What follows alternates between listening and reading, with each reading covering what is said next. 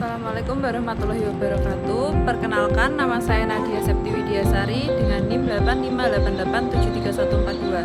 Di sini saya akan membuat video praktek simbiosis. Simbiosis berasal dari bahasa Yunani, yaitu sim yang berarti bersama dan bios yang berarti kehidupan.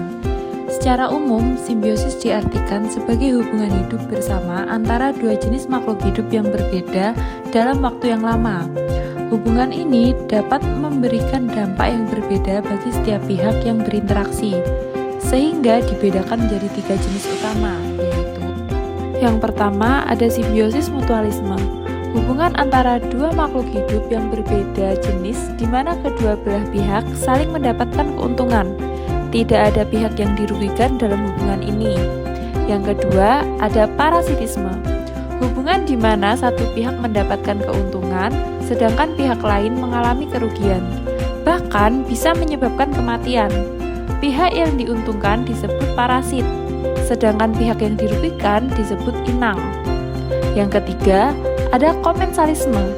Hubungan di mana satu pihak mendapatkan keuntungan, sedangkan pihak lainnya tidak mendapatkan keuntungan tetapi juga tidak dirugikan. Pihak yang tidak mendapatkan apa-apa hanya berfungsi sebagai tempat hidup atau tempat mencari makanan saja. Berikut adalah contoh-contoh simbiosis. Yang pertama, ada contoh simbiosis mutualisme. Contoh yang pertama, ada cacing dan tumbuhan. Cacing menggemburkan tanah dan menghasilkan pupuk alami. Tumbuhan mendapat tempat tumbuh yang baik dan zat hara. Sebaliknya, cacing mendapat makanan dari sisa tumbuhan. Contoh yang kedua, ada cacing dan tanah. Cacing hidup di tanah dan membuat pori-pori udara. Tanah menjadi subur dan struktur tanah membaik. Keduanya saling menguntungkan. Contoh yang ketiga, ada semut dan kutu daun. Kutu daun mengeluarkan cairan manis sebagai makanan semut, sedangkan semut melindungi kutu daun dari pemangsa. Yang kedua, ada contoh simbiosis parasitisme. Contoh yang pertama, ada kambing dengan lalat. Lalat menghisap darah dan cairan tubuh kambing sebagai makanan. Kambing menjadi gatal, sakit, dan beresiko tertular penyakit. Contoh yang kedua, ada pohon mangga dan benalu. Benalu menyerap air dan zat hara dari pohon mangga untuk tumbuh. Pohon mangga menjadi lemah, pertumbuhannya terhambat, bahkan bisa mati.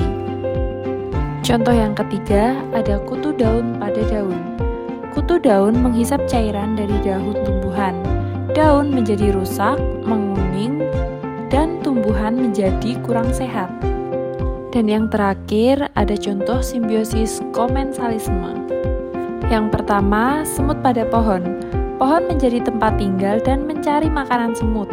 Pohon tidak mendapatkan keuntungan maupun kerugian. Yang kedua, ada tanduk rusa di pohon. Tanduk rusa yang terlepas atau bersandar di pohon tidak mempengaruhi kondisi pohon, hanya pohon yang menjadi tempat bersandar saja. Lalu berikutnya, ada jaring laba-laba pada pohon. Pohon menjadi tempat menempel jaring laba-laba untuk menangkap mangsa. Pohon tidak terganggu dengan keberadaannya. Dan yang terakhir, ada anggrek pada pohon. Anggrek menempel pada pohon untuk mendapatkan sinar matahari, tidak mengambil zat hara dari pohon sehingga pohon tetap tumbuh dengan baik.